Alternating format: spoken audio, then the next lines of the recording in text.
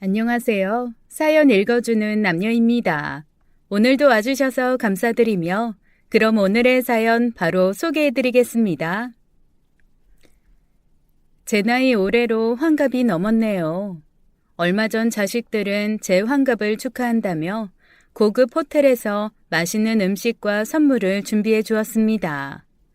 세상에 얼마나 기쁘고 감격스럽던지 이루 말로 다 표현하기도 힘든 가슴 벅참을 느꼈어요. 그도 그럴 것이 제가 너무나도 힘든 삶을 살아왔었기 때문에 다른 사람들이 느끼는 감정보다 더 복받쳤던 것 같습니다. 엄마, 그동안 정말 고생 많았어. 여자 혼자 몸으로 우리 키우느라 얼마나 고생을 했겠어. 내가 나이 들어 돈 벌어서 자식들 먹여 살리다 보니 엄마가 혼자 우리를 키운 게 정말 대단하다는 생각이 드네. 맞아, 엄마. 우리 얼마 전에 삼촌한테 아빠랑 이모가 엄마한테 한지 다 들었어. 우리 엄마는 정말 세상에서 최고로 멋지고 강한 사람이야. 나는 죽었다 깨어나도 우리 엄마처럼 살지 못할 것 같아. 우리 포기하지 않고 키워줘서 정말 고마워, 엄마. 딸의 눈물을 보니 저도 걷잡을 수 없는 눈물샘이 폭발했고 한참을 울고 나서야 감정의 절제가 되기 시작하더군요. 자식들이 하는 말은 단 하나도 틀리지가 않았습니다. 제가 그동안 살아온 인생이 얼마나 힘들고 또 힘들었는지 생각하면 지금이라도 당장에 그들을 찾아가서 어떻게 막 해버리고 싶을 지경이었죠. 벌써 몇십 년도 더 된 오래전에 있었던 일이었지만 저는 그때의 일 단 한순간순간도 놓치지 않고 모두 기억하고 있습니다. 언니, 나 오늘 남자친구랑 헤어졌어. 나 건드리지 마, 언니. 아, 정말 열받아. 나쁜 놈. 잘했어. 세상에 남자가 뭐 걔 하나니? 솔직히 그렇게 괜찮은 애가 너 같은 애 하나로 만족하기는 힘들지 뭐. 뭐? 언니, 무슨 말을 그렇게 해? 그건 완전 쓰레기 아냐? 야, 요즘 세상에 그게 뭐 대수니? 별의별 사람이 많더라. 그런 쓰레기 같은 놈 신경도 쓰지 말고 앞으로 더 멋진 남자 만나서 잘 먹고 잘 살 궁리만 하면 되지 뭐. 2년 가까이 사귄 남자친구가 다른 여자를 좋아하게 되었다며 제게 헤어짐을 고백한 그날 제 언니는 별로 대수롭지 않게 여기며 제게 말하더군요. 그 당시 언니는 좋은 조건의 남자친구를 만나고 있었는데 아마도 저는 그런 남자를 만날 만한 자격이 되지 않는다고 생각했던 말투였습니다. 저 같은 사람한테 어울리지 않는 사람이었다는 식으로 말을 흘렸는데 그때 그 말이 얼마나 기분 나빴는지 몰라요. 그 당시 제가 사귄 남자 정말 괜찮은 사람이었어요. 키도 크고 얼굴도 잘생긴 데다가 국내 유명 기업에 다니고 있는 사람이라서 연봉도 꽤 높았죠. 서글서글한 성격에 뭐 하나 빠지지 않았었기에 저는 그 남자와 연애를 하며 주변 사람들에게 많이도 보여주었던 것 같습니다. 그중에 저희 언니한테는 아주 자주 보여주었고 저희는 다 같이 만나 밥도 먹고 술도 마시며 재미있는 시간도 많이 보냈었어요. 제 언니는 제가 남자친구가 생겼다고 하면 꼭 그렇게 보여달라고 해요. 뭐 하는 사람인지 연봉은 얼마쯤 되는지도 궁금해했고 아무튼 언니는 제 주변인들에 대해 지나칠 정도로 관심도 많고 질투도 많은 그런 스타일의 사람이랍니다. 저는 그래서 여태까지 제가 자라면서 주변에 친하게 지내는 사람들은 모두 언니를 소개시켜 주었었어요. 그럼 언니가 누구는 괜찮다, 누구는 못났다 하는 말을 해주며 제 주변인들을 정리하기도 했었죠. 그랬기에 제 남자친구가 다른 여자를 좋아해서 제게 헤어짐을 말했을 때 언니가 화를 많이 낼 줄 알았습니다. 그런데 오히려 언니는 화를 내기보다는 빨리 다른 남자를 찾아서 만나라고 쿨하게 얘기를 했고 그런 언니의 행동이 저는 좀 이해가 가지 않았던 것 같아요. 저는 남친과의 연애가 끝나고 난 후 한동안은 방황도 했었습니다. 원래 이 남자 저 남자 만나는 스타일도 아니었고 먼저 남자에게 다가가는 성향도 아니었기에 웬만해서는 연애를 한다는 게 좀 힘들기도 한 성격이에요. 제 언니는 오히려 누구에게나 다 잘 다가가는 스타일이라 남자를 잘 만났고 말이죠. 그리고 제가 연애를 할 당시에는 연애 문화가 그렇게 발달되어 있지 않았을 때라 한번 연애를 하면 꼭 결혼을 해야 된다는 느낌을 갖고 있기도 했습니다. 보수적인 집안에서 태어나 보수적인 사람들로 주변에 둘러싸여 생활하다 보니 어쩔 수 없이 마인드가 그렇게 틀어박혀 있었던 것 같아요. 언니는 제게 자신의 남자친구의 친구를 소개시켜준다고 말했지만 저는 거절했습니다. 굳이 그렇게까지 해서 빨리 남자를 만나고 싶은 마음은 없었거든요. 그러던 제가 얼마 후 정말 멋진 남자를 만나게 되었어요. 키도 크고 잘생긴 데다가 직업도 좋았고 또 저를 향한 마음도 한결같은 남자였죠. 제가 뭐 볼 것 있다고 저 같은 여자한테 이렇게 목을 매나 싶을 정도로 저를 참 많이도 아껴주었어요. 저는 그저 평범한 외모를 가진 소녀였고 집안 형편도 별로 좋지 않아 가방끈도 그리 길지 않았습니다. 하지만 저희 집 3남매 중에서 가장 똘똘했고 학교에서도 늘 반장을 하며 아이들을 이끌었어요. 똑부러진 성격에 친구들을 리드하고 도와주는 모습도 있었고 선생님에게도 늘 신뢰받는 그런 아이였던 것 같아요. 성적은 늘 상위권이었으며 교내에서 열리는 글짓기도 항상 제가 최우수상을 받았었습니다. 아마 그때 저희 집안이 조금만 더 괜찮았어도 제가 뭔가 대단하게 되었을 것이라고 남동생은 지금도 가끔 우스갯소리를 하곤 하죠. 우연한 기회에 남편을 처음 만나 저는 정말 첫눈에 반했었습니다. 여태껏 만났던 몇 명의 남자들과는 다르게 이렇게 따뜻하고 멋진 남자는 처음이었거든요. 더군다나 제가 물컵을 엎어서 실수를 했는데 얼마나 자상하게 대처를 해주던지 그때 저는 속으로 생각했답니다. 세상 따뜻한 이런 사람과 결혼을 하면 적어도 평생 따뜻함을 느끼며 살 수 있겠다고 말이죠. 제가 그 당시에 고깃집에서 일을 하고 있었어요. 회사를 다니면서도 주말이면 고깃집에서 알바를 해서 남동생 학비를 도와주던 시절이었죠.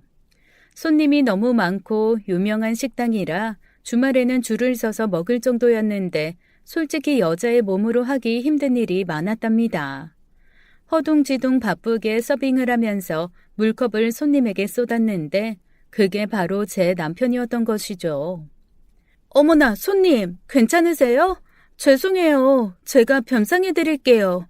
얼른 겉옷 벗으세요. 정말 죄송합니다. 죄송해요.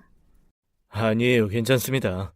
저기 저 말고 아가씨 옷에 더 많이 묻은 것 같아요. 얼른 앞치마 먼저 갈아입으시고. 아니에요. 저는 괜찮아요. 정말 괜찮습니다. 죄송해요, 정말. 자요, 이 손수건으로 손이랑 여기 옷 먼저 닦으세요. 제 옷은 마침 세탁소에 가져다 주려던 참이니까 신경 쓰지 않으셔도 돼요.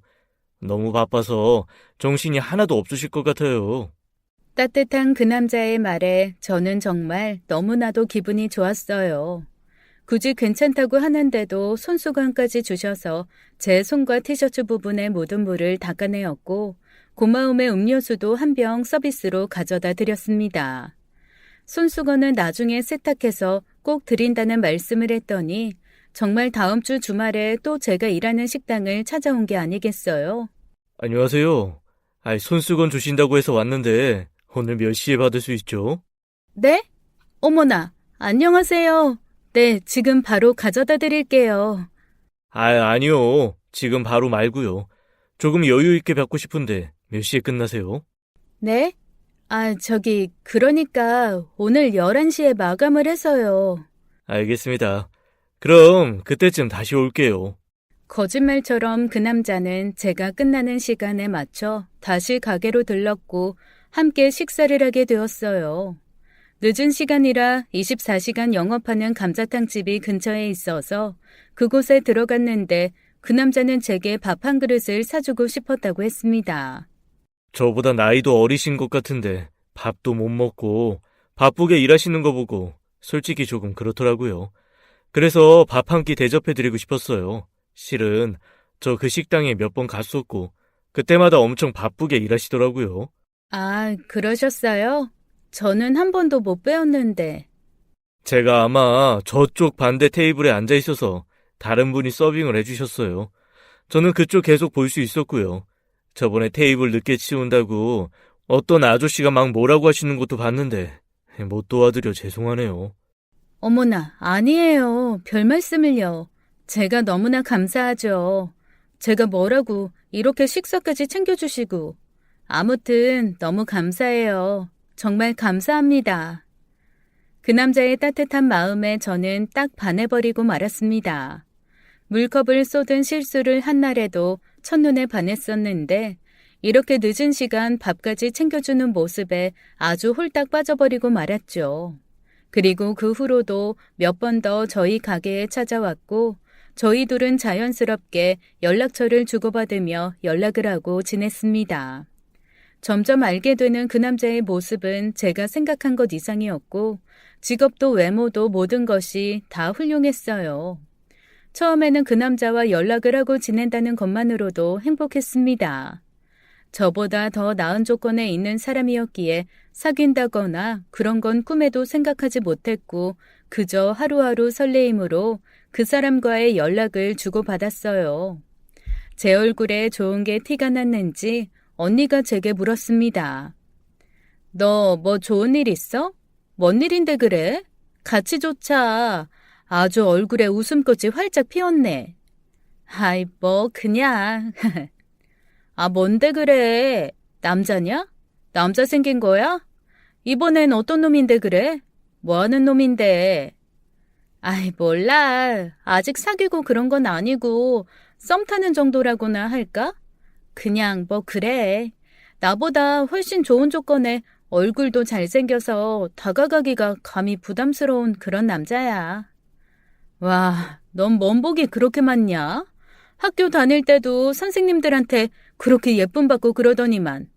솔직히 내가 너보다 얼굴도 예쁘고 키도 큰데 왜 나보다 맨날 잘난 남자만 꼬이는 거야?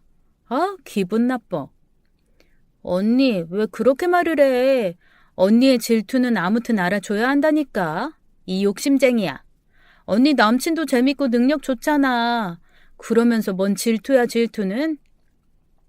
2살 위의 언니는 저를 몹시도 시샘하고 있었어요. 언니는 어린 시절부터 저를 많이 경계했었답니다. 질투도 워낙 많은 성격이고 사랑을 독차지하려고만 해서 친구들 사이에서도 나쁜 말을 많이 듣기도 하고 그런 스타일이에요. 그런 언니에게 저는 매번 그러지 말라고 말을 해주는데 남들이 보면 언니와 제가 위아래가 바뀐 것 같다고들 했었죠. 어른스럽고 일처리 잘하는 저에 비해 언니는 성격이 급했고 남들한테 관심받고 싶어하는 어린이 같았다고 하는 게 맞을 겁니다. 저는 하고 싶은 공부는 계속하지 못했지만 그래도 항상 힘들지만 옳은 일로 돈을 버는 삶을 살았고 제 언니는 좀 더 쉬운 길을 택해서 일을 시작했었어요. 키도 크고 얼굴도 예쁘다 보니 술집에서 일을 해보자는 어떤 사람의 꼬임에 넘어가 술집에서 일을 시작하게 되었고 그때부터 돈을 좀 많이 벌었던 모양입니다. 처음에는 집안에 모두 숨기고 일을 했는데 제가 먼저 알게 되었고 부모님께는 충격받으실까봐 말하지 않았어요. 언니는 그런 돈으로 제게 용돈도 주고 했지만 저는 왠지 받고 싶지 않아 받지 않았는데 그것도 언니는 기분이 나쁘고 자존심이 상했었나 봅니다. 그때 번 돈을 기반으로 언니는 술집을 운영하기 시작했고 계속해서 그런 쪽 장사를 하며 돈을 꽤 많이 만지며 살았었어요. 그렇다 보니 명품 가방에 화려한 옷차림이 기본으로 장착되어 있었고 그로 인해 남자들이 많이 따르기도 했었습니다. 일찍이 부모님 집을 떠나 독립해서 살았던 언니네 집에 얹혀 살던 시절이 있었는데 그때마다 남자들이 집에 찾아오곤 했을 정도니까요. 언니는 주변 사람들한테 자신의 과거에 대해서는 다르게 말을 했습니다. 아주 힘든 공장에 들어가서 일을 하느라 연락도 못했다고 둘러대면서 살았는데 제게도 항상 입조심을 하라면서 가면을 쓰고 생활했었죠. 너 어디 가서 나 술집에서 일한 거 입이라도 뻥끗해봐. 가만 안 둘 줄 알아? 알았어?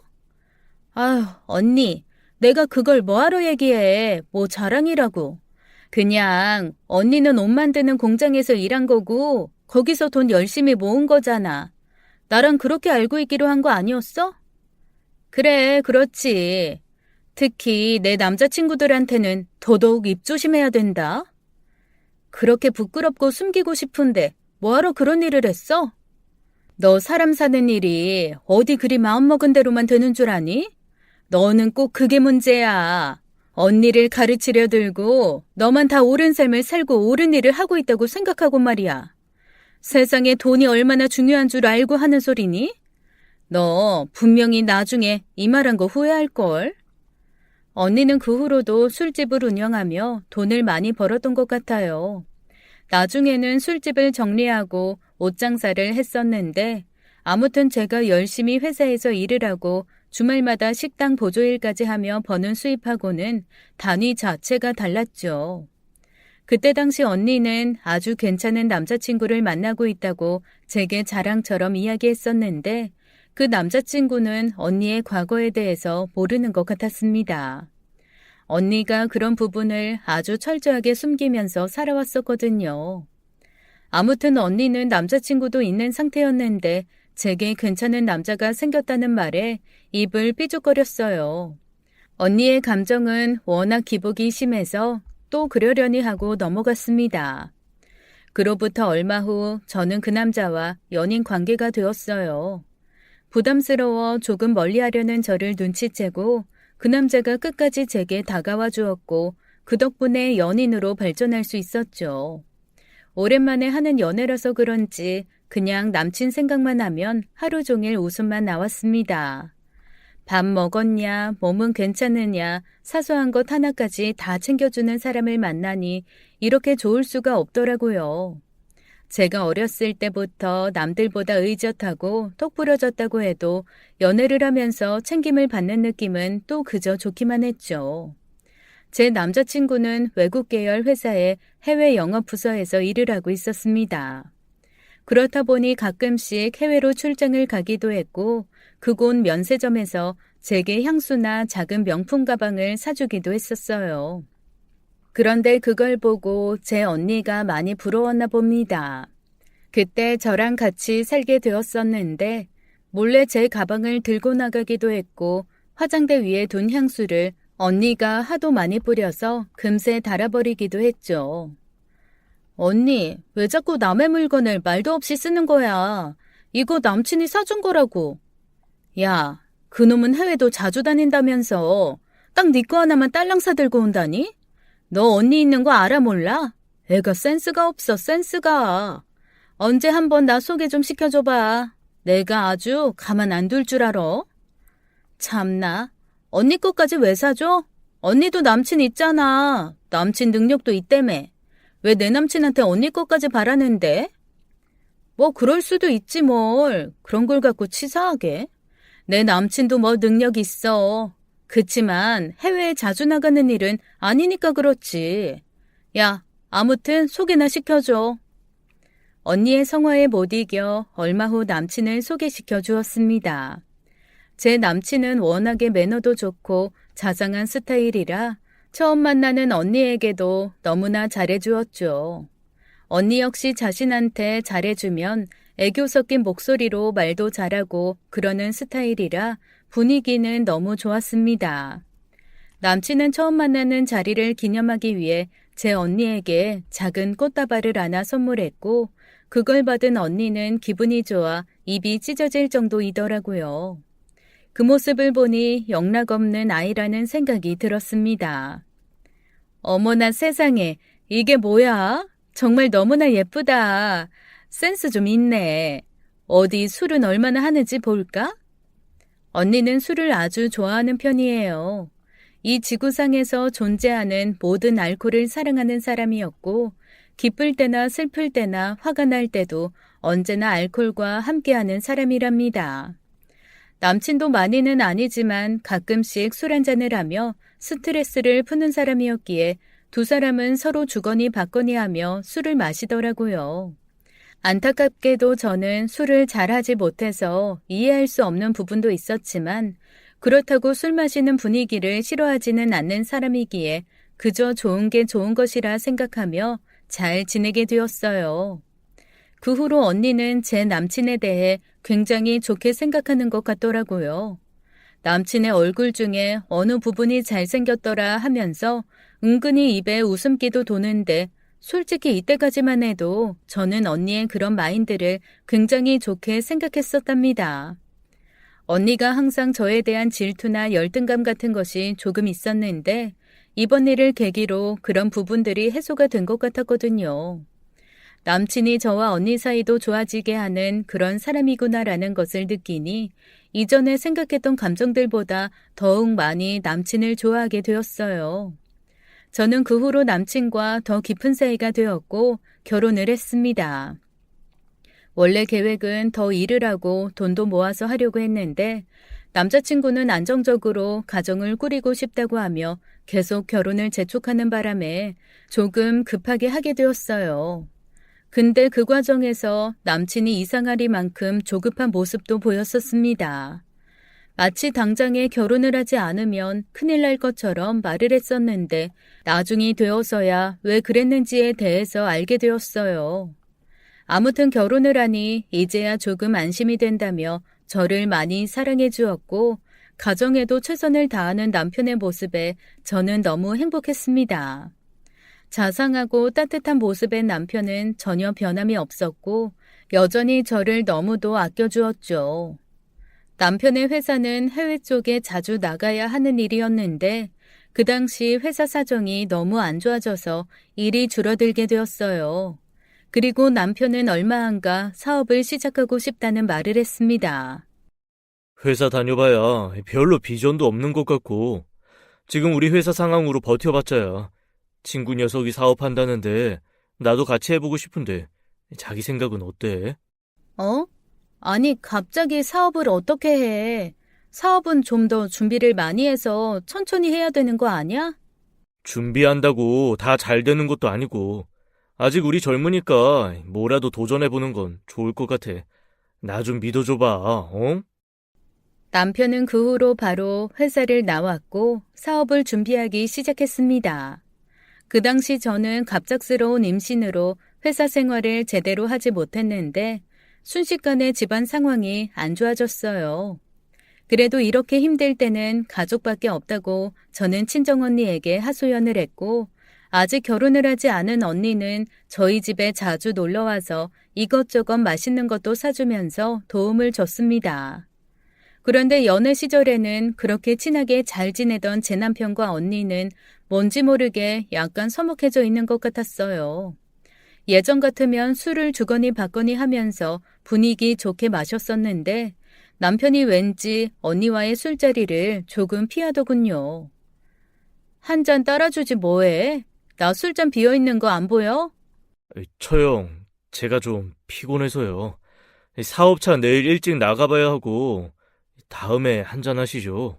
뭐야? 재미없게 왜 이래? 나한테 뭐 화난 거라도 있는 거야? 기껏 맛있는 거 사서 놀러온 처형한테 이거 너무 찬밥 대우하는 거 아니야? 여기서 술 마실 사람이 누가 있다고. 흠? 아이, 언니 왜 그래? 내가 따라줄게. 고마워, 고마워. 여기까지 이렇게 맛있는 걸 사가지고 와줘서. 언니도 데이트하느라 바쁠 텐데 황금 같은 이 귀한 시간을 내주고. 자, 받아, 받아. 아참, 언니. 우리 예비 형부는 언제 보여줄 거야? 맨날 자랑만 하고 언제 보여주냐고. 그 인간하고 끝낸 지가 언젠데 얘는? 무슨 소리 하는 거야? 뭐? 언제 끝이 나? 언니 애인 진짜 능력도 좋고 최고라며. 왜 갑자기 끝이 난 건데? 그럼 지금 연애도 안 하고 혼자 재미없게 살고 있다는 말이야? 재미가 없긴 왜 없어. 나름대로 혼자 열심히 재미나게 살고 있어.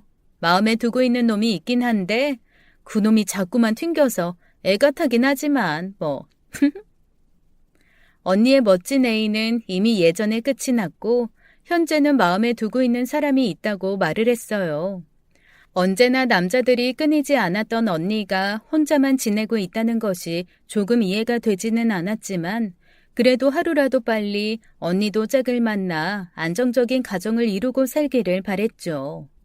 얼마 후 첫째 아이가 태어나게 되었고 남편의 사업도 점점 안정을 찾는 듯 했습니다. 초반에 자리 잡느라 고정적인 수입이 없던 사업에서 수익이 발생했고 그러다 보니 남편도 저도 점점 마음의 안정이 찾아왔죠. 아이가 생기면 부모로서 얼마나 부담스러운지 다들 아실 거예요. 당장에 들어갈 생활비 때문에 마음 졸이면서 사는 생활은 그 누구라도 원치 않을 겁니다. 그 후로도 한 2년간은 남편의 사업 흐름이 아주 좋았어요.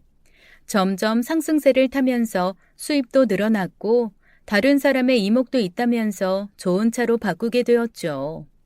그러는 사이 집에는 둘째 아이가 태어났고 저희 네 식구는 그 누구도 부럽지 않을 행복한 가정을 이루며 살아가고 있었습니다. 그러던 어느 날부터인가 남편의 표정이 안 좋아지기 시작했어요. 고민이 있는 사람처럼 어두운 표정을 하고 있었고 함께 TV를 보다가도 멍하게 딴 생각을 하는 경우도 많았죠. 무슨 일이 있느냐고 물어도 그저 없다고만 얘기하니 알 수가 없어 궁금해하던 찰나에 한 통의 전화를 받게 되었습니다. 남편이 집을 담보로 대출을 받았었는데 남편이 연락을 계속 피하게 되자 저한테까지 연락이 오게 된 것이더라고요. 사업을 시작하면서 여기저기 돈을 끌어다 썼었고 한참 사업이 잘 돼서 빚을 갚고 있던 상황이었나 봅니다. 하지만 거래처의 부도로 인해 사업이 매우 힘든 상황에 이르렀고 결국 남편은 대출빚도 갚지 못하게 되었어요. 아니 여보, 당장 어떡해. 이거 집담보로 대출받은 것도 못 갚으면 이거 집 넘어가는 거 아니야? 아니, 그러니까 내가 지금 당장 여기저기 알아보고 있어. 조금만 기다려줘봐. 아직 시간이 있어. 시간이 있긴 뭐가 있어. 자세하게 좀 말 좀 해봐. 도대체 무슨 일이 어떻게 일어나고 있는 건데. 당신 언제부턴가 멍하니 딴 생각하고 있고 표정이 안 좋더니 다 그것 때문이지. 그런 거지? 남편은 더 이상의 대화를 회피하며 냉장고에 있던 술을 한 병 꺼내어 제게 함께 마시자고 하더군요. 하지만 저는 술을 원래도 잘하지 못하는 데다가 뭔가 일이 잘 풀리지 않을 때 술에 의존해서 해결하려는 걸 굉장히 싫어하는 편이었죠. 그러니 남편이 회피하는 것처럼 보여 짜증이 확 났습니다. 지금 이 상황에서 술 마신다고 해결이 되니? 난 정말 이해가 안 된다. 당신 행동. 가장이면 가장으로서 책임 가지고 해야 될 거 아니야. 술에 의존하지 말고. 누군 해결 안 하고 싶어서 그러는 줄 알아? 오죽 답답하면 술 한 잔 마시면서 얘기 좀 하자는데 그게 뭐가 그렇게 어렵다고. 알았어. 안 마시면 될 거 아니야. 남편 역시 짜증을 확 내며 집 밖으로 나가버리더군요. 그리고 새벽 늦은 시간에 술에 만취해서 집으로 돌아와 거실 바닥에 엎어져 잠을 자고 있었습니다. 남편의 핸드폰을 몰래 살펴보니 제 언니에게 전화를 걸었더군요. 아마도 마음이 너무 답답하고 집에서는 제가 술 한 잔도 같이 안 마셔주니 처형한테 전화를 해서 같이 마셨나 보죠. 이때까지만 해도 저는 차라리 이게 낫다고 생각했습니다. 가족끼리 이런 힘든 일이 있을 때 서로 술도 한잔 해주는 게 얼마나 좋은 일인가 싶었죠. 하지만 그 후로도 남편은 종종 귀가 시간이 늦어졌고 제 언니 말고도 다른 사람하고도 술을 한잔 마시고 들어온다고 하더군요. 그렇게 한두 달을 보낸 후에 남편의 표정이 갑자기 밝아졌습니다. 빚에 쪼들려 생활비도 건너뛰었던 남편이 제 통장에 지난달과 이번 달 생활비를 입금했고 누군가한테 도움을 받아 다시 안정기에 이르렀다는 말을 하더군요. 어머나, 당신 주변에 그런 사람이 있었어? 정말 고마우신 분이네. 누군데 그래? 완전 하늘이 도왔네. 하늘이 도왔어. 그냥 예전부터 알고 지낸 형님. 한동안 해외에 있으셨다가 귀국한 지 얼마 되지 않으셔서 당신은 말해도 잘 모를 거야. 그 사람이 내겐 하늘인 건가? 그럼 하늘이지. 안 그랬으면 우리 집 다 넘어가고 난리도 아니었을걸. 다음에 나도 소개시켜줘. 인사라도 드려야지. 에이, 뭘 그렇게까지. 그러지 마. 당신은 그냥 집에서 애들 잘 돌보고 그러면 돼. 바깥 일은 내가 다 알아서 할게. 그렇게 남편의 사업은 다시 안정이 찾아왔고, 그로 인해 고정적인 수입도 늘어났으며, 저도 아이들을 키우며 나름대로 여유 있는 삶을 살 수가 있었어요. 남편은 사업이 잘 되면 될수록 만나는 사람이 많아지고, 일도 많아져서 집에는 신경을 많이 쓰지 못했지만, 그래도 저는 남들도 다 이렇게 사는 거니까 이게 맞는 것이라며 믿으며 바보같이 살아갔습니다. 아이들은 무럭무럭 자라주었고 큰아이가 7살, 둘째 아이가 5살이 되던 해에 갑자기 제게는 청천벽력 같은 일이 벌어지고 말았어요. 아이들을 시댁에 잠시 맡기고 오랜만에 교회로 데이트를 하자고 하던 남편의 차를 타고 따라 나섰는데 갑자기 남편이 어떤 정신병원으로 들어가는 게 아니겠어요? 표정도 뭔가 이상하고 분위기가 심상치 않아 남편에게 말을 걸었는데 대답도 없이 그 안쪽으로 계속 차를 이동해서 주차까지 해버렸죠. 여보, 뭐야? 여긴 왜 온 거야? 우리 오늘 데이트한다며. 여기 누구 아는 사람 입원해 있어? 여보, 당신 지금 제정신 아닌 거 알고 있지?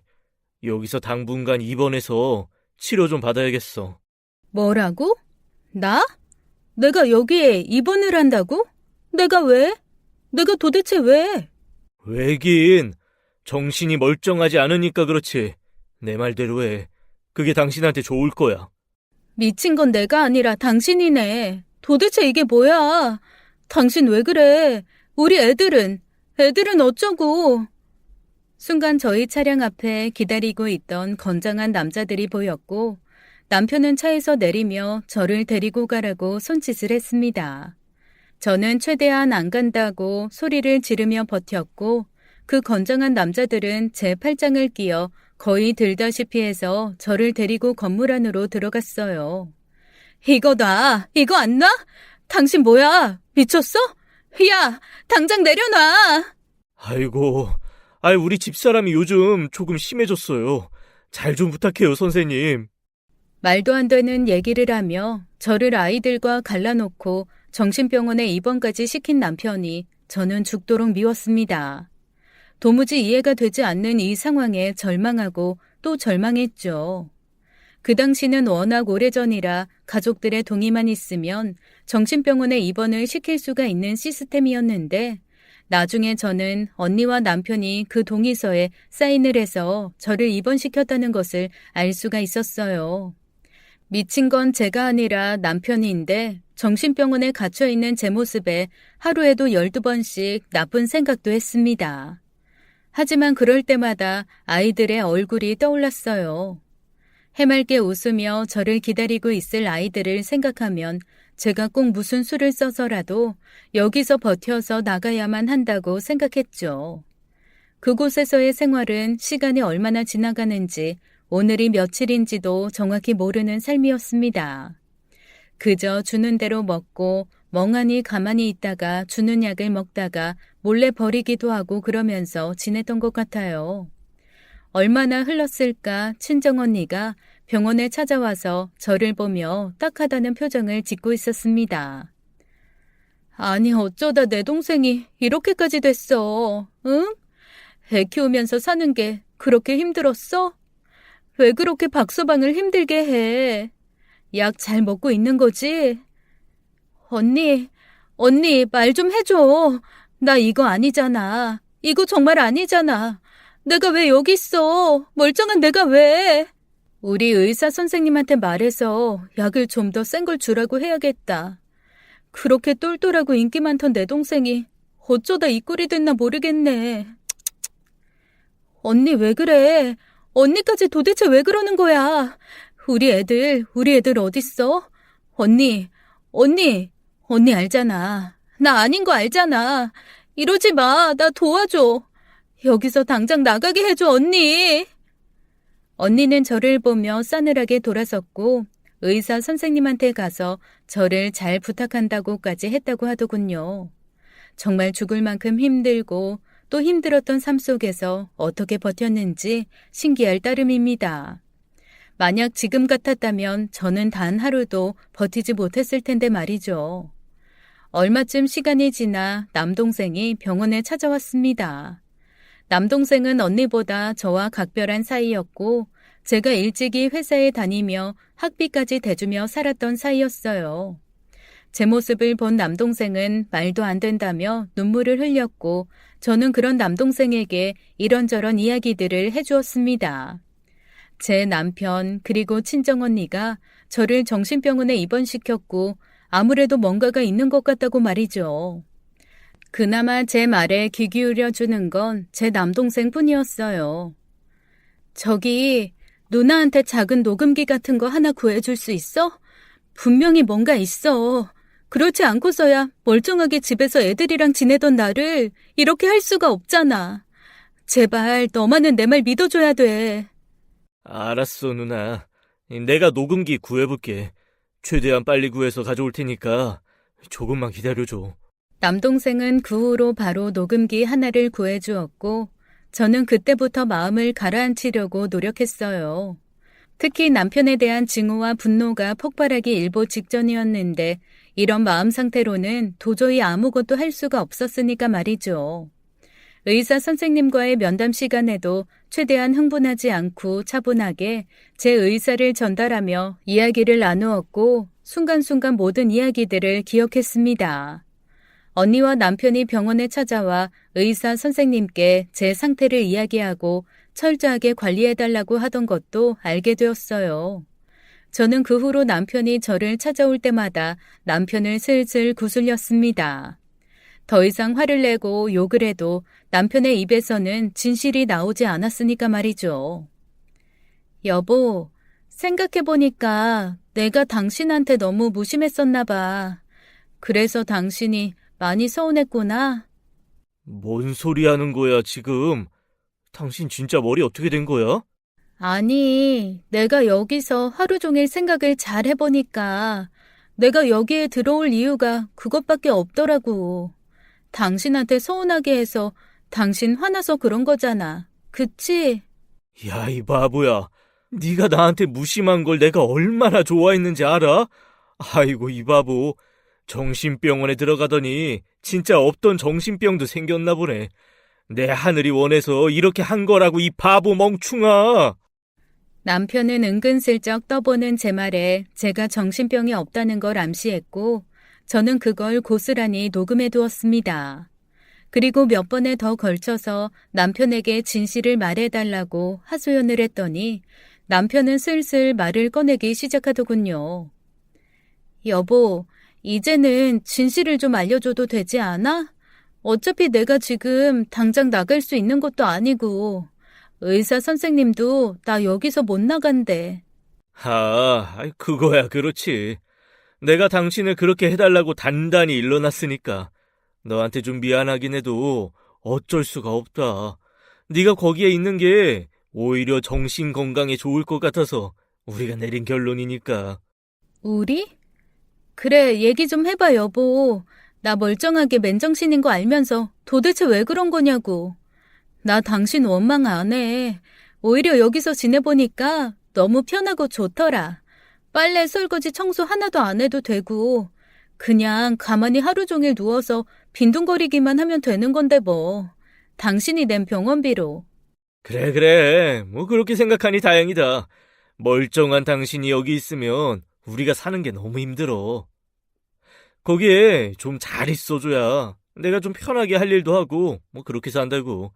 긍정적으로 생각하고 조금만 더 버텨보자. 나의 하늘이 바라는 건 그것뿐이라고. 화이팅이다. 썩어 문드러져도 시원치 않을 남편의 말들이 모두 다 녹음되었고 결국에 제가 아무런 정신병이 없이 이곳에 강제 입원이 된 사실이 밝혀졌습니다. 저는 그 뒤로 아주 냉정하게 현실을 바라보게 되었고 의사 선생님에게 그 녹음기를 건넸어요. 똑부러지게 제 의사를 밝히고 녹음기의 내용까지 전부 들은 의사는 깊은 한숨을 쉬며 저를 위로해 주었습니다. 아무래도 이쪽에 가족들의 동의서가 있어야 입원이 가능한 시스템이라 그동안 참 많이도 힘드셨겠어요. 그러게요. 제가 전생에 무슨 큰 죄를 지었다고 이런 일을 겪게 되는지 모르겠네요. 밖에서 제 남편에게 무슨 일이 일어나고 있는지는 모르겠지만 이제부터 나가서 서서히 알아봐야겠어요. 저기 의사 선생님께 부탁하고 싶은 말씀이 있는데. 네, 말씀하세요.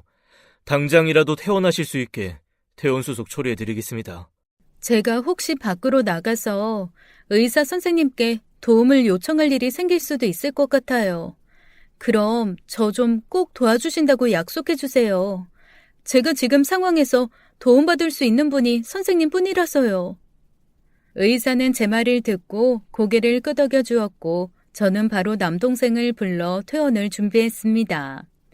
남동생은 녹음기 안에 담겨있는 내용을 듣고는 그 자리에서 화를 주체하지 못하며 광분했어요. 당장이라도 제 남편에게 달려가 무슨 일을 저지를 것처럼 날뛰길래 제가 조용히 말해주었죠. 지금은 아무것도 하지 말고 잠시만 기다려줘. 당장에 화내고 그렇게 성질낸다고 해결되는 건 아무것도 없어. 알았지? 꼭 약속해. 누나는 그놈에게서 우리 애들 먼저 찾고 서서히 망하게 만들 거야. 그러니까 그때까지만 기다려. 저는 쿵쾅거리는 심장을 억지로 누르며 남동생의 차를 타고 집으로 향했습니다.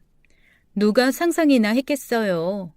남편이 데이트하자고 얘기해서 나갔더니 정신병원에 입원시킬 상황을. 집으로 가는 내내 정신병원에 입원시켰던 그날 그 길이 너무 정확하게 기억이 나 한참이나 힘들었었네요. 일단 남동생에게 밖에서만 잠시 있으라는 이야기를 하고 저 혼자 집으로 올라갔습니다. 너무 보고 싶어 미치겠을 아이들이 저를 반겨줄 것이라는 생각을 하면서요. 그런데 집으로 들어가 보니 아이들은 온데간데 없고 집안에서 술 냄새와 음식 냄새 그리고 TV 소리가 크게 들렸습니다. 안방문이 활짝 열려 있었고 침대에 누군가 있는 것 같은 느낌이 들었죠. 서서히 그쪽으로 발걸음을 옮기니 남편과 어떤 여자가 침대에 얼굴을 파묻고 술에 쩔어 잠이 들어있더군요. 어떤 년인지 제 잠옷까지 걸쳐 입고 자고 있는 꼬라지가 기가 막혔죠. 꼴을 보아하니 밤새도록 집안에서 술 파티를 벌이고 침대에 자빠져 자고 있는 모양새였습니다. 너무 화가 나서 저는 그대로 화장실로 가서 변기물을 떠가지고 두 사람 얼굴 쪽으로 확 뿌려버렸어요. 이런 미친 것들, 또라이들! 야, 뭐야? 네가 여기 왜? 야, 이 또라이야. 네 자식들은 어쩌고 이 꼬라지를 하고 있어? 너 내 손에 죽어볼래? 이년은 누구야? 큰 소란에 얼굴을 파묻고 있던 여자가 고개를 드는데 순간 저는 그 자리에서 털썩 주저앉고 말았어요. 속옷만 걸친 내 남편 옆에 누운 여자가 바로 제 언니였던 것입니다. 언니는 저를 보고 화들짝 놀라더니 이내 정신을 차리고 가운을 걸치고 말하더군요. 아이고, 제주도 좋아. 어렸을 때부터 아주 그렇게 똑똑한 척을 해대더니 용케도 나왔네. 언니, 아니 어떻게 언니가 어떻게 이런 짓을 할 수가 있어? 다른 사람도 아니고 어떻게 언니가 나한테. 너는 항상 내가 미친 듯이 노력해서 갖는 것보다 더 좋은 걸 갖고 있더라고. 나보다 못생기고 돈도 잘 못 버는데 그거 참 이상하지? 근데 그거 알아? 네 남친들 나한테 안 넘어온 놈들이 없었어. 단 한 명도. 지금 네 남편도 봐봐. 내 옆에서 뭐하고 있는지. 우리 이민 가서 살 거야. 이제 이 남자 내 거라고. 너무나도 뻔뻔하게 나오는 언니의 말에 저는 경악을 금치 못했습니다. 그리고 그 순간 어린 시절부터 언니와 저 사이에 있던 몇 가지의 일들이 주마등처럼 스쳐 지나갔죠. 제가 괜찮은 물건을 갖게 되면 언제나 언니는 저보다 더 좋은 걸 사달라고 졸랐습니다. 부모님께는 항상 그래서 언니가 저보다 더 예쁘고 좋은 옷을 입게 되었고 학용품부터 시작해서 모든 것들이 다 그랬어요. 생각해보니 고등학교 때도 저를 좋아해주던 동네 남자친구가 있었는데 어느 순간 그 친구가 제 언니와 단둘이 동네를 돌아다니며 사귀게 되었다는 것을 알게 되었죠. 그런데 그것도 다 제 언니가 저를 질투해서 한 행동이라는 걸 알게 되었습니다. 저기, 여보. 생각보다 너무 빨리 갑자기 나와서 내가 좀 당황하긴 했는데, 우리 이민 가서 살 거야.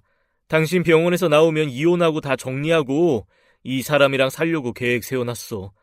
그러게 내가 사업 잘 안 되고 힘들 때 당신이 돈 좀 보태주면 좀 좋아? 처형 덕분에 내가 살았어. 당신이 그랬잖아. 하늘이라고. 뭐? 하늘? 그럼 그때 그 도와준 사람이 하늘이라는 사람이 언니인 거야? 언니는 술집으로 돈 벌어서 내 남편 꼬시는데 다 쓴 거구나. 인생 참 먹같이 산다. 왜 자신의 인생을 안 살고 내가 가진 것에만 질투를 하는 거야? 그렇게 살면 행복하니? 나 너무 행복해. 네가 만난 잘난 남자 결국은 다 나한테 넘어오게 돼 있다니까. 여보, 생각해보니까 우리 언니 여태까지 내가 만난 남친들 다 꼬셨던 거 알아? 나도 설마 했는데 지금 언니 얘기 들으니까 확실해졌네. 확실해졌어. 당신도 그냥 이용당한 사람 중에 한 명이라고. 순간 남편의 얼굴은 점점 굳어가는 것 같았어요. 언니와 남편이 서로의 얼굴을 잠시 살펴보며 제 눈치를 보더니 그래도 자신들은 서로 사랑하는 사이이며 곧 이민을 가서 살 것이라는 이야기를 하더군요. 저는 순간 병원 의사 선생님이 생각났습니다. 그 둘을 스스로 무너뜨리게 하는 방법은 딱 이것뿐이다라는 생각이 들었죠. 언니, 근데 그거 알아? 나 이 멍청한 놈보다 더 멋진 놈 만났어. 언니가 보면 완전 반할 스타일인데. 뭐? 이게 어디서 구라질이야? 네가 정신병원에 있더니 거기서 뭐 정신병자 하나라도 꼬셨나 보지? 네가 어디서 어떤 놈을 만날 수 있다고 짓거려. 정신병원에는 뭐 환자만 있나? 잘생기고 유능한 의사도 있어. 언니, 우리 의사 선생님 봤지? 완전 핸섬하잖아. 게다가 의사 직업까지 있는 사람이고. 언니 의사 만나봤어? 난 만나봤거든? 우리 아주 뜨거웠어. 너무 좋아서 병원에 나 더 있으라고 하더라. 밤에는 항상 우리 같이 있었고. 인연이? 네가 네 주제에 무슨 의사를? 말도 안 되는 소리 짓거리고 있네.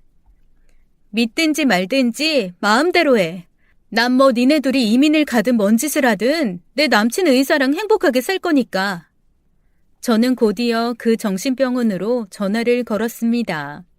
그리고는 너무나도 자연스럽게 의사 선생님을 바꿔달라고 했죠. 누구냐고 묻는 직원의 말에 의사 이름을 대며 여자친구라는 말까지도 했습니다. 잠시 후 수화기를 건네받은 의사는 제가 하는 말에 아주 자연스럽게 대꾸를 해주었어요. 저는 일부러 전화기에 스피커폰을 켠 다음에 말을 했는데 남편과 언니는 정확하게 듣고 얼굴이 찡그러지고 있었죠. 자기야, 나 집에 잘 도착했어. 미안해, 먼저 와서. 자기 힘들까봐 그냥 왔지. 우리 앞으로는 밖에서 만나면 되니까 너무 보고 싶어 하지 말고. 그리고 내 남편놈이랑 내 언니는 둘이 이민 가서 산다더라. 잘 됐지 뭐야. 지네 둘이 좋다니까 우리도 우리 하고 싶은 대로 마음껏 하고 살자고. 그래, 자기야. 그러자. 나 자기 퇴원시켜주기 싫었던 거 알지? 당장 보고 싶다. 내일 찾아갈게. 의사 선생님은 제가 도와달라는 말을 기억하고 아주 자연스럽게 제게 연기를 해주었습니다. 저희의 대화를 모두 들은 남편과 언니의 얼굴은 이글이글 불타고 있었어요. 언니, 이래도 내 남편이랑 이민 가서 살 거야? 얼른 가. 나는 의사랑 재미나게 살게. 저의 말에 언니는 쉽사리 대답을 하지 못했습니다. 그러자 제 남편이 그런 언니를 보며 채근하듯 말을 했어요. 저기 자기야. 이번에 나 돈 해주기로 한 거 잊은 거 아니지? 나 이번에 뭐 투자 하나 하기로 했다고 했잖아. 자기 통장에 보여준 돈 준다고 했잖아. 조용히 좀 해봐, 이 족밥 새끼야. 이런 미친놈. 생각 정리 좀 하자. 언니는 제 남편을 귀찮은 듯이 쏘아붙여버렸고 그 말을 듣고 화가 난 남편이 바닥에 있는 술병을 집어들어 언니를 치려는 듯이 다가왔어요. 언니는 그 모습을 보고 깜짝 놀라 아주 세게 발로 남편의 거시기를 확 걷어차 버렸습니다. 남편은 정통으로 맞았는지 너무도 괴로워하며 바닥으로 나뒹굴었고 저는 유유히 그곳을 빠져나왔어요. 집 앞에서 기다리던 남동생이 무슨 일이 있냐며 집으로 들어가려고 하자 저는 이제 그럴 필요 없다며 일단 어디든 이곳을 벗어나자고 했죠. 얼마 후 남편은 그곳을 쓰지 못하는 불구가 되어버렸고 언니를 고소해버렸더군요. 중상해로 언니는 살인미수죄로 처벌을 받게 되었고 모든 상황은 제가 생각한 대로 흘러가고 있었습니다. 남편은 얼마 후 저를 찾아와 말하더군요. 야, 이년아, 네가 감히 의사랑 바람을 피워? 이게 다 니년 때문이야. 니년 때문에 이렇게 얽히고 꼬인 거 아니야. 너만 잠자코 가만히 거기에 처박혀 있었으면 왜 이런 일이 생기냐고. 너 정말 미쳤구나. 이번에는 내가 너를 정신병원에 쳐놓고 싶지만 가족이라는 이름으로 단 한순간도 같이 있고 싶지 않으니까 당장 이혼이야. 너랑 단 1분 1초도 엮이고 싶지 않아. 니네 부모도 이런 역같은 상황 이해 못하는데 하다못해 피 한 방울 안 섞인 내가? 애들은 내가 니네 집 가서 잘 데려왔으니까 그런 줄 알고 서류에 사인이나 해서 보내. 뭐? 이 미친년? 네가 감히 나한테 어떻게 이래? 가방끈도 짧고 돈도 없는 년이? 알았으니까 난 앞으로 의사랑 행복하게 살게. 넌 술에 쩔어서 평생 불구로 잘 살아봐. 저는 그 전화를 끊고 참 많은 생각을 해보았습니다. 처음 남편을 만났던 그 고깃집에서 제가 남편의 마음 씀씀이에 반하지 않았다면 어땠을까부터 사귀자고 하던 그날 거절을 했다면 어땠을까까지 이렇게 제가 정신병원에 강제로 입원을 당하고 제 친언니와 그런 짓을 한 꼴도 안 보았을 텐데 말이죠. 하지만 어쩌겠어요. 이건 역시 다 제가 선택한 결과인 것을요. 저는 그 후로 이혼을 하게 되었습니다. 이혼 과정 역시 남편이 끝까지 안 해주겠다고 버티는 바람에 쉽지는 않았어요. 다행히 정신과 의사 선생님이 소개시켜준 변호사님 덕분에 좋은 결과를 이룰 수 있었고 아이도 제가 양육할 수 있게 되었죠. 남편은 그 이후 사업이 쫄딱 망해버렸고 하루하루 술로 버티며 주변 사람들과 마찰을 일으키고 살았습니다. 시부모님과도 매번 싸우고 집 근처 슈퍼 주인과도 폭행으로 얽히고 지나가던 행인들도 기분 나쁘게 쳐다봤다며 주먹질하고 그랬었나 봐요. 시어머니가 전화가 와서 제발 한 번만 좀 도와달라고 하면서 이런저런 사정을 말씀하시는데 솔직히 시부모님이 불쌍하기도 했습니다. 하지만 제가 이렇게까지 당한 이상 그 사람을 뭘 도와주겠어요. 다 자업자득이죠. 예미야, 저기 말이다. 네가 좀 다시 애비 좀 데리고 가서 같이 있어주면 안 되겠냐? 애들 키우면서 예전처럼 살다 보면 애비도 정신 차리겠지. 안 그러냐? 솔직히 너도 니네 언니 때문에 우리한테 할 말 없는 건 마찬가지 아니냐? 네, 어머님, 저 할 말 없어요. 저희 언니 이상한 건 맞고요. 죗값 치르고 있고요. 근데 박수는 혼자 치나요? 손뼉이 마주쳐야 소리가 난다고요. 거기에 저를 강제로 정신병원에 입원까지 시켰는데 이제 와서 뭐가 어째요? 어머님도 이기적이시네요. 다시는 저한테 그런 말씀 하지 마세요. 아셨어요? 오히려 양육비 한 푼도 못 받고 애들 키우는 저한테 양육비나 보내세요. 어머나 예미야, 너 정말 애가 어쩜 그리 매정하니? 사람이 그러면 못 쓴다고. 이 천벌 받을 년. 저는 끝까지 듣지 않고 시어머니의 전화를 끊어버렸어요. 결국 하다 포기한 시부모님은 남편을 정신병원에 입원시키고 말았습니다. 알코올 중독도 워낙 심했고 폭력적으로 변해서 여기저기 사고만 일으키고 다니니 차라리 병원에 입원시키는 것이 건강에 좋다고 생각하셨나 봐요. 남편이 제게 그랬듯 본인도 똑같은 일을 당했으니 아마 그곳에서 엄청나게 많은 생각을 했으리라 생각됩니다. 저는 그 후로부터 홀로 되어 아이들을 양육했어요. 그때만 해도 아이들이 어린 나이라서 한참 아빠를 찾고 아빠와 함께하고 싶었는데 그럴 때마다 제 남동생이 참 많이도 도와주었습니다. 국민학교 운동회 때 남편 대신에 제 아이들 손을 잡고 달리기를 해주는데 얼마나 제 가슴이 미어지던지 눈물이 앞을 가려 혼이 난 적도 있었어요. 남동생은 모든 사실을 알고 언니와도 인연을 끊고 오로지 저하고만 지내고 있습니다. 부모님도 그런 일이 있고 나서는 언니를 잘못 키웠다며 제게 미안해서 인연을 끊고 살자고 하셔서 10년이 넘도록 연락을 안 하고 살았던 시절이었죠. 아이들이 커가면서 사춘기도 겪고 아빠에 대해 찾을 때면 저는 그래도 아이들의 핏줄인 남편에 대해 나쁜 말은 하지 않으려 노력했어요. 아빠는 정말 자상하고 따뜻한 사람이었는데 많이 힘든 일이 좀 있어서 지금은 만날 수가 없어.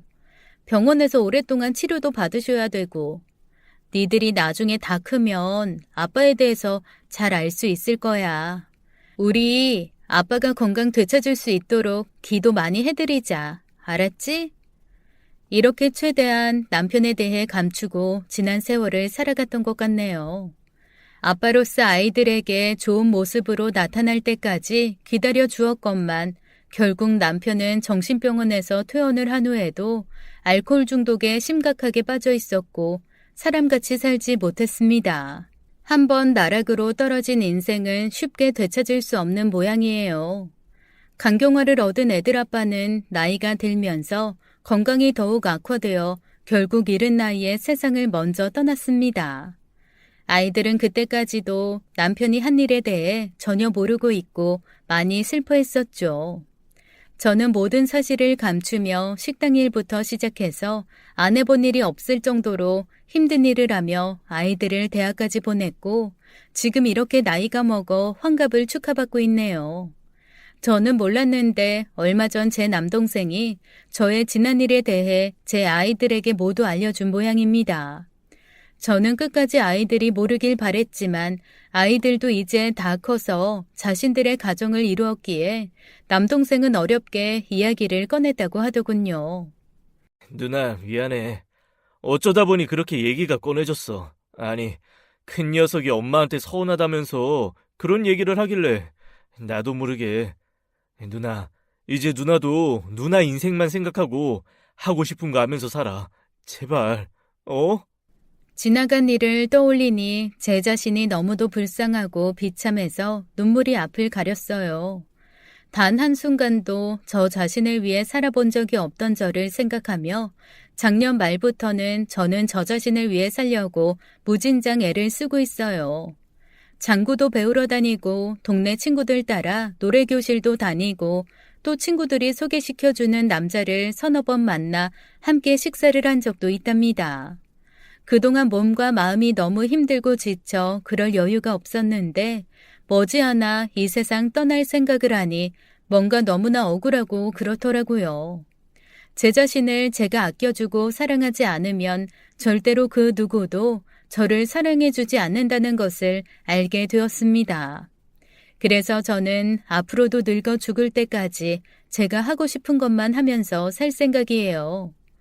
참으로 모질고 황당했던 제 이야기 끝까지 들어주셔서 감사드리며 이 글을 마치겠습니다.